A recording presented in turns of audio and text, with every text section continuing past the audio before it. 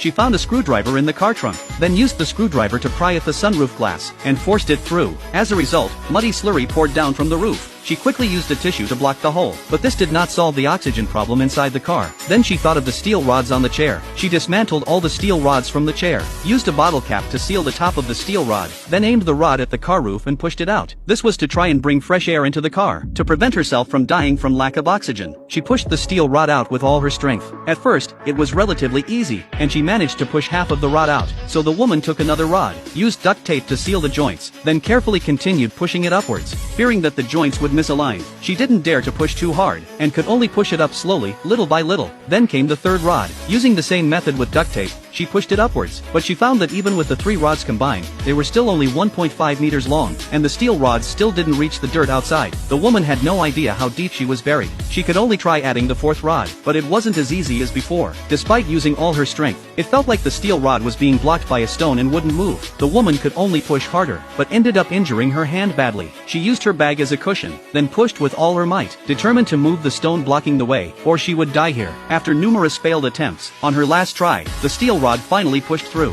She could clearly feel that the hole was open. The woman used a wire to remove the bottle cap from the top of the rod, and finally breathed in the fresh air from outside. In that moment, being alive felt like the greatest gift. The woman breathed in the precious air with all her might, grateful to be able to